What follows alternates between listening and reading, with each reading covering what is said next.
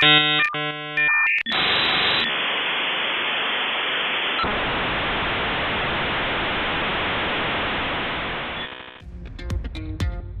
everybody, Zach here, and it is time for the show that can only be described as a mishmash of various forms of entertainment. Sit back and relax and get ready because we are on air.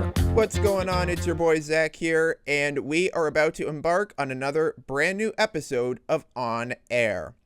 By the way, I do want to mention that this will be my last broadcast. Yeah, I'm going to be replaced by Kamala Harris. Did y'all hear? Over the weekend, current President Joe Biden has decided to drop out of the race and not run for re-election. He also endorsed his Vice President Kamala Harris to be his successor.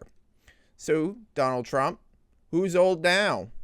That's right, Joe is passing the baton to the younger generation, well, 8 generations lower than his apparently. I hope Kamala doesn't get Leno'd. Oh my god, if you don't know what I'm talking about, let me recap. Remember back in the day when Jay Leno stepped down from The Tonight Show to make way for Conan and, well, long story short, Conan got canned and Jay got The Tonight Show back. So get ready for a Biden 2028 return. Like I had mentioned, Trump will now be the oldest candidate at 78 years old. So, with that said, I'm going to go over some Donald Trump is so old jokes.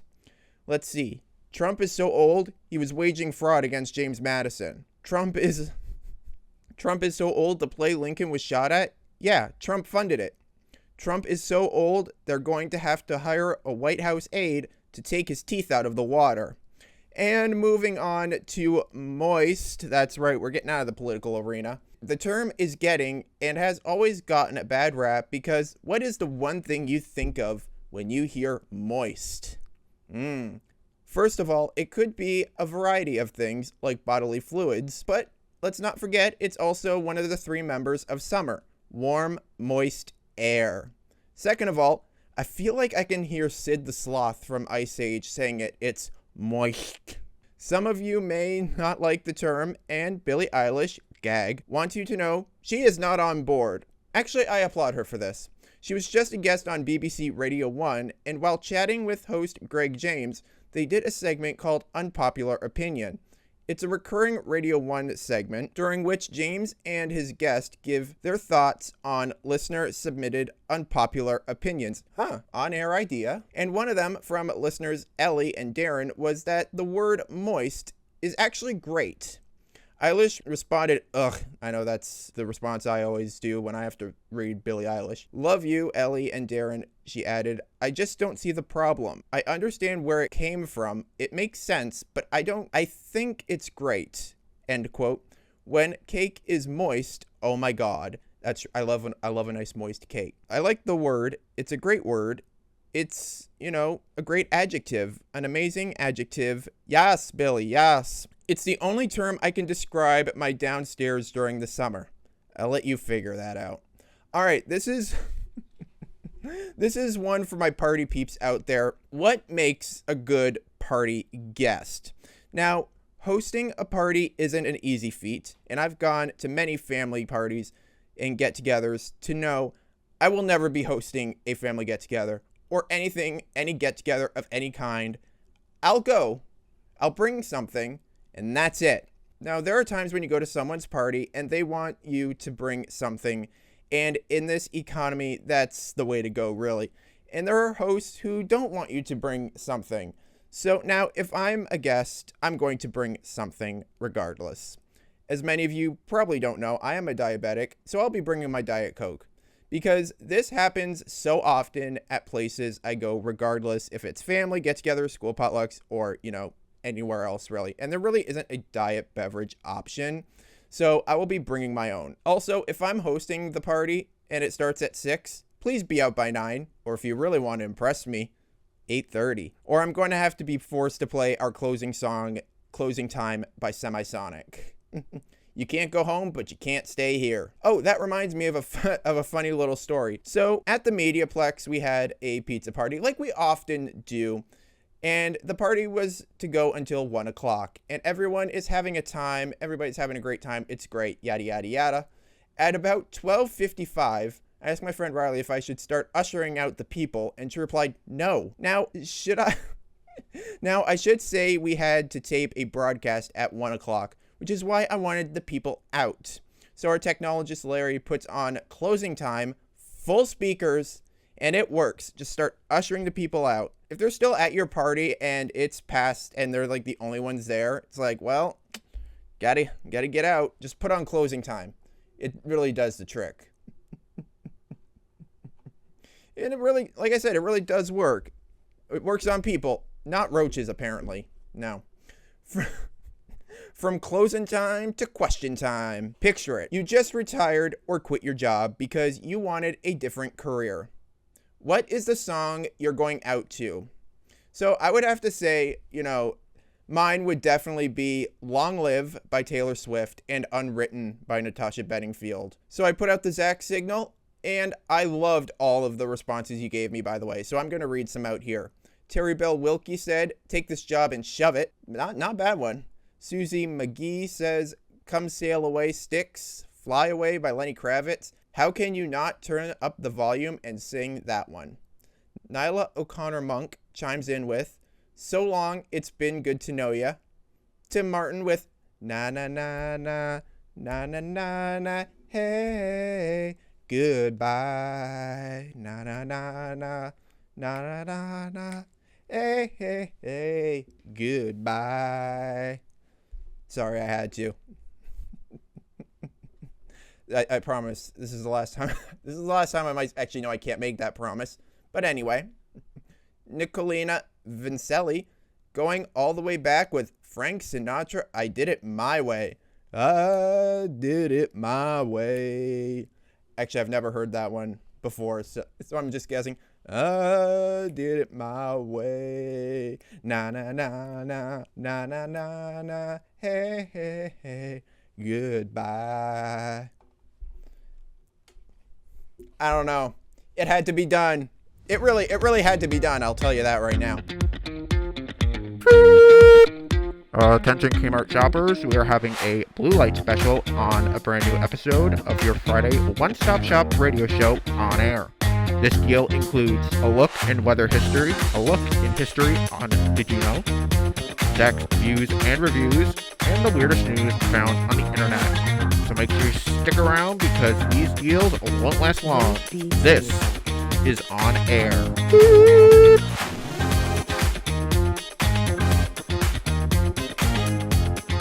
Before I mosey on, since we are also airing on the Zachattackproductions YouTube channel, I really want to do my part by saying I would like you to subscribe to the channel. It's fast, free, and easy. And plus, not only will you get this radio show, but you'll get a whole host of different productions.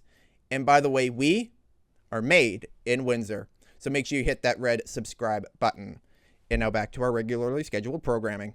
Weather is a funny thing. It can be dull, it can be interesting, and can be sometimes downright historic. That's why I've compiled a wide variety of different weather events for a segment I call This Week in Weather History. In 1890, during the morning hours, an estimated F3 tornado went through the southern part of Lawrence, Massachusetts. The tornado left 500 people homeless, as the tornado destroyed 35 homes and damaged 60 others. In 1897, Jewell, Maryland received 14.75 inches of rain in a 24-hour period. Quickly, grab 2 of every animal. Actually, no, just grab 3. Just grab 3. This record is currently the oldest state rainfall record in the United States. All other state rainfall records are in the 1900s and 2000s. All the way back in 1921, on the summit of Mount Wellakanapi in Switzerland, the temperature reached 100 degrees by 10 a.m. The summit had an elevation of 12,830 feet and was covered in snow. In 1931, a swarm of grasshoppers descends on crops through the American heartland, devastating millions of acres. Iowa, Nebraska, and South Dakota, already in the midst of a bad drought, suffered tremendously from this disaster. In 1979, Tropical Storm Claudette stalled over Alvin, Texas, inundating the town with 45 inches of rain in 42 hours. The total included 43 inches in 24 hours, which is the maximum 24-hour rainfall in American history. Before I go on, if there is one weather event I remember fondly, it has to be the June 5th, 2010 tornado outbreak. Well, technically June 5th and 6th. I was in the States with my mom visiting my grandma, and we were about to head into the big boy. Now, there's something about the big boy in severe weather. I always seem to have wound up there during a severe weather event. I don't know. Maybe it's just me. And I remember the feeling of something that didn't feel quite right. Getting out of the car, and it's just like, no, this doesn't feel right. This really does not feel right.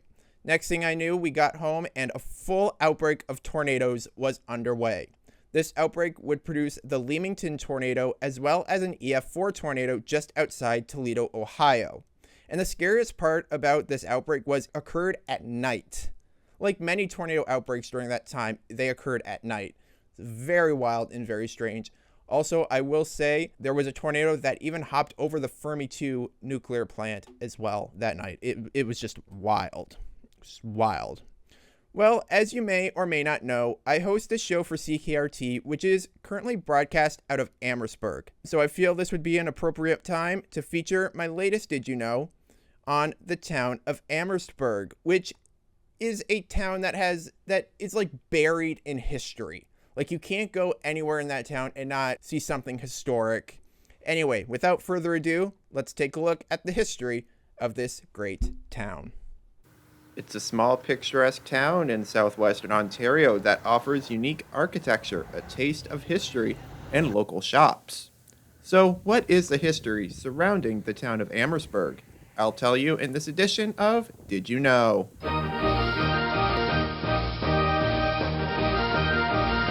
The town of Amherstburg was incorporated in 1776 and is also named after General Jeffrey Amherst, who we will get to in a minute.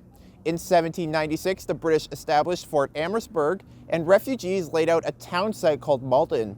It was General Isaac Brock who used the fort as a base to capture Detroit during the War of 1812. However, the fort was under American occupation from 1813 to 1815. Amherstburg also has a history with the Underground Railroad, and that caused the town's African American population to increase from 800 to 2,000 residents. It is estimated that after 1850, 30 African Americans arrived in Amherstburg per day via steamboat and the Detroit River. Recently, there has been controversy surrounding the name of the town, whose founder's history involved the murder of indigenous people. Amherstburg Councillor Patricia Simone recently introduced a motion to change the meaning of the town's name to reference the origins of the name of Amherst, which means a place amongst the woods or a settlement amongst the woods, along with the root of the word burg, which is a walled or defensive settlement. The more you know. For Mediaplex News, I'm Zachary Balogh. As I'm sure everyone knows by now, I love me a good panel talk show. You know, The Social, The View, The Talk, I love them all. And since we are moving on to the entertainment portion of the broadcast, which is where I often talk about movies, I've always talked about my favorite films. So I thought, I would get my power panel together and we talk about our favorite films. And also, I am elated. I am over the moon excited because we are featuring two movie geeks themselves, the Miskovsky twins, who are movie fanatics.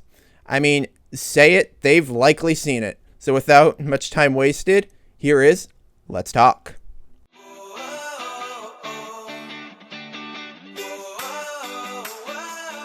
Hello, everyone, and welcome to this edition of Let's Talk. I'm your host, Zach, and today I'm with my power panel. Ksenia Semenova, Riley Livingston, Pauline Bunyay. And today we are joined by special guests Dylan and Blake Miskovsky, who you may have seen on their segment Talking Pictures. Well, it's Oscar season, and the Academy Awards are going to be hosted by Jimmy Kimmel once again, and will be held on March 10th. And they will be celebrating all things film, which leads me into today's question. What's your favorite movie? Well, I know I like Hitchcock and I know I like horror films, and in October, I don't watch any other type of film. It's just the horror gauntlet, and that's it. So we're going to talk about Psycho. You got Vera Miles, you got Janet Leigh, you got Anthony Perkins doing a wonderful performance. I mean, Psycho is just a classic. You gotta admit it. And horror is like one of my favorites, even though there are so many bad horror. And movies, let's be honest. isn't it the one of the first films to feature the shower scene? I mean, yeah, there's so many films that do it afterwards, but Psycho was the classic. Psycho was the initiator, if you will. Senya, what about you? Oh, I'm a huge fan of 80s movies. So one of my favorite is Indiana Jones, Back to the Future. And I love young Harrison Ford. It's my style. So What's not to like? Yeah. So I love The Working Girl. I love The Working Girl and this. Yeah, something jackets like this. I've never seen that movie. I think I've heard of it though. It's good. Yeah, I'll have to put it on my list. Yeah. I have a lot of favorite movies because I can't pick just one. And I also like TV a lot more than I like movies because it's so much more digestible. But some classics are the 2008 Pride and Prejudice, one of my favorites. Wonderful stuff. The original Little Women, not the new one. Yeah. Nothing against Greta. Catherine Hepburn? No, not that one. Winona Ryder. Winona Ryder. Winona Ryder. Yes. So that's not the original probably, Christian but Bale is in that. yes, Christian Bale's in that one too. He's Laurie. He's awesome as Laurie. Yes. But I like a good indie movie, and I wanted to share Garden State, which was written and directed by Zach Braff from Scrubs, and he stars in it. And it's got Natalie Portman, I believe, in it too. It's really good. It's very different, very out there. It's just like a good kind of feel-good indie movie. So that was one that came to mind, and I was like, oh, I really enjoyed that movie. I don't know. For me, it seems like my favorites. I have to divide them up into sections because there's just too many good ones I've seen out there to be my favorites. I think probably in the horror genre, Friday the 13th is my favorite. In horror, I love the like the slasher genre. Okay. Now, whether that may be concerning, we don't know. No, of course it's But Chucky's concerning. You love the slasher genre. If I talk about a kid at work that got a bloody nose, you start like turning a different shade of color, and you can't listen to what I'm saying. I think it's hilarious. I know I'm double-sided in Yes. many ways, but one of my favorites is Twister. I love Twister. Philip Seymour in that? Yes, Classic. yes, he was. You're waiting for the new one probably too, yeah? Yes, and I had spoken about it in our last Let's Talk about the Super Bowl, how it transported me back to 1996, which, by the way, you can find that also already readily available. So, yeah, I refuse to accept pretty much any other tornado-related film other than Twister. And if somebody comes to me and talks about Sharknado, I will. Pauline, what's your favorite movie? Oh, man. I don't want to get into legal issues here, okay? Less is more. Less is better. No, I don't know. I mean, my favorite movie. I thought that we were talking about 80s movies, but I think that well, if we were talking about favorite movies, it's going to be Anna Karenina, from the same director from Pride and Prejudice. Yes. I love that movie. I'm a sucker for the year 1939. That's the year that Wizard of Oz came out. It's a classic among all classics. And then Gone with the Wind came out. Mr. Smith Goes to Washington came out, and Stagecoach came out, which made John Wayne a star and made Westerns actually profitable at the time. So I would say my film randomizer slot machine wheel, where you randomize it and you spin it, that really did turn me on to Westerns as a genre, and how quite possibly every action movie is a Western in some way. And when you distill it down to its most basic elements, Fast and Furious is just Westerns with cars. But Really? Yeah, I mean, if you think about it to its most basic elements, it couldn't be anything else. All right, well, that's this edition of Let's Talk. My thanks to both Dylan and Blake for joining us on the panel today. If you want to join in on our fun and tell us your favorite movies, comment down below. You can also find us on Zachattackproductions for the full conversation. Until next time, keep talking and listen to each other. Bye. Bye. Big thanks to the Miskovsky twins for joining us on the panel. Thank you so much, guys. All right, if you know me, I love a good film. In fact, I've been watching so many that I have compiled some of the ones I've been watching recently and put them into a list titled Zach's Watch List. One of the movies I'm going to be reviewing in a minute is the new Twisters. Haunted by a devastating encounter with a tornado, Kate Cooper gets lured back to the open plains by her friend Javi to test a groundbreaking new tracking system. She soon crosses paths with Tyler Owens, a charming but reckless social media superstar who thrives on posting his storm-chasing adventures. As storm season intensifies, Kate, Tyler, and their competing teams find themselves in the fight for their lives as multiple systems converge over central Oklahoma. It's a really good movie, I will say that. Next one is Five Nights at Freddy's. A troubled security guard begins working at Freddy Fazbear's Pizzeria. While spending his first night on the job, he realizes the late shift at Freddy's won't be so easy to make it through. And lastly, I've got a Tubi original Continental Split. As the New Madrid fault threatens to tear the U.S. in half, a desperate team of seismologists and government agents race to prevent disaster while the clock ticks down. That's it for my watch list. I hope I inspired you to watch something new. All right, well, it's time for that part of the show where I review all forms of entertainment, new and old. Time for Zach's views and reviews. This is the movie review that I could not wait for, Twisters.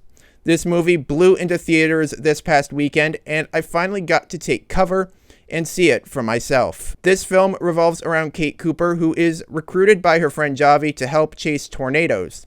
But once out in the field, they encounter Tyler Owens, known as the Tornado Wrangler, and his team who are doing it for the YouTube. That's right, I also do many things for the YouTube. I mean, could be worse. They could be doing it for the OnlyFans. I don't know. Not a bad thought. Anyway, moving on. When it comes to the characters, Tyler is such a punchable character, but does mellow out and decides to help Kate finish off her dream. Now, I gotta say, I liked the movie for its good storytelling and visuals. Also, the character development was really, really great. I mean, it was fantastic. However, I will say that there were several missed opportunities, such as the movie theater scene. It would have been surreal if they had showed the original Twister. I mean, it would have been great. Almost think about the parallels. We are watching a movie about Twisters, watching them watch a movie about Twisters. I mean, it's great. Second, the mom should have been played by Helen Hunt. I mean, when I first heard they were going to be doing a Twisters film or sequel or reboot or whatever you want to call this, I was salivating at the thought of Helen Hunt being in this movie. I mean, it would have been great. It would have just been really, really good. But nonetheless, Maura Tierney did a great job. And let's be real, she really brought the epic mom guilt, the mom shaming. That scene is great. I really don't want my mom giving that kind of mom shaming. But anyway, call your mothers. Now, I do want to talk about the tornadoes in this film because the twisters they used looked realistic and basically kept you on the edge of your seat when it hit. It was, oh my God, it was surreal. However, I do believe that the ones used in the first film were far more impressive than the ones used in this film. Now, I will say one of my greatest disappointments of the film is there were no cows. I mean, come on, where were the flying cows? There goes one. I mean, there was a chicken, though I don't care about the chicken. They belong in a bucket from KFC, not in a Twisters film. I mean, no. In summary, this film was high energy and did not fail to keep you on the edge of your seat. Great character development, Tyler going from a complete a-hole to a decent human being. Tornadoes were realistic, however, far more impressive in the first film, and there were no cows. All in all, I give it 3 Z's. Should have had cows and should have had Helen Hunt. That's all I'm going to say. All right, we've reached the part of the show that I like to call the who, what, huh? And here's a story that defines just that. The Oscar Mayer Wienermobile crashes along Chicago area highway. Couldn't have said it any better. I mean, or it could have been the wiener got away. Anyway, the accident occurred in Oak Brook, Illinois, and when the Wienermobile hit a car Monday morning along Interstate 294, and its driver lost control and overcorrected, causing it to roll onto its side. The incident led to a right lane closure on I-294, which lasted for roughly an hour. A spokesperson for the Oscar Mayer brand, which has several Wienermobiles, told the Chicago Sun-Times it's grateful that everybody involved is safe and there were no injuries. I'm glad nobody got pinned by a giant wiener. Anyway, oh my God, you know what? I'm already in trouble. Let's just keep moving on. Video from the crash scene shows that the yellow and orange Wienermobile was later hauled away on a flatbed truck with apparent damage visible on part of the vehicle's hot dog shape. It was loaded into a flatbed truck. They put some ketchup on it, maybe some relish, maybe a little bit of mustard. Some chips on the side. Come on. You gotta have fun with this, right? All right, if that wasn't weird enough, and that was pretty weird. It's Friday. That means it's time to take a look at the weirdest news found on the internet. Time for Weird News. Continuing with this edition of Weird News, runaway horses. That's right, a few runaway horses galloped through central London, blazing a path of mayhem and injuries. 5 military horses, including one seemingly covered in blood, got loose in central London early Wednesday, galloping through rush hour crowds, smashing into vehicles, and injuring several people before being recaptured. According to the ministry, 6 soldiers and 7 horses from the Household Cavalry, specifically the Life Guards, the most senior regiment of the British Army, were conducting an extended exercising of horses around London. Well, now, who thought that was a great idea? Known as the Watering Order. About a mile into their journey, as they passed by a construction site in the Belgravia area, the sound of concrete hitting the ground caused the horses to spook. 5 of the horses bolted, unseating 4 soldiers. 3 soldiers were taken to the hospital with non-life-threatening injuries, and the horses just kept on running. When reached for comment, the horses said, "Nay!" From London to Lakeland to Lauderdale, it's time for... Florida man, does whatever a Florida man can. Look out, here comes the Florida man. All right, this is a headline from the Sunshine State. Drunk Florida man violating probation reportedly called 911 for a ride home. I feel like I've done this one before. A drunk Florida man violating probation reportedly called the police asking for a ride home.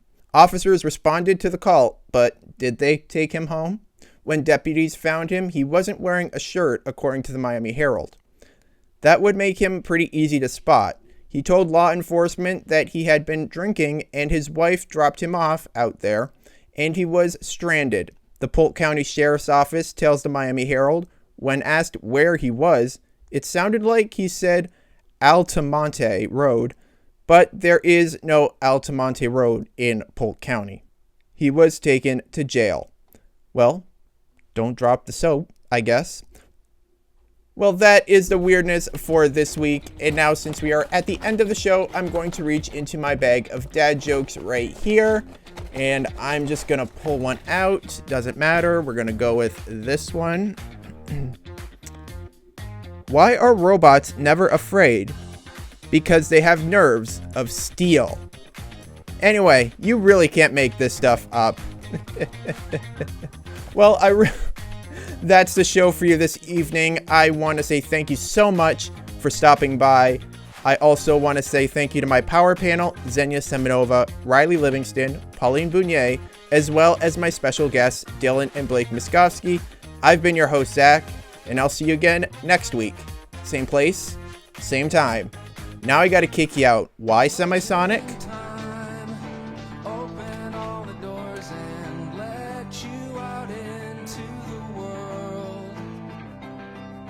Closing time. Turn all of the lights on over every boy and every girl. Closing time. One last call for alcohol, so finish your whiskey or beer. Closing time. You don't have to go home, but you can't stay here. I know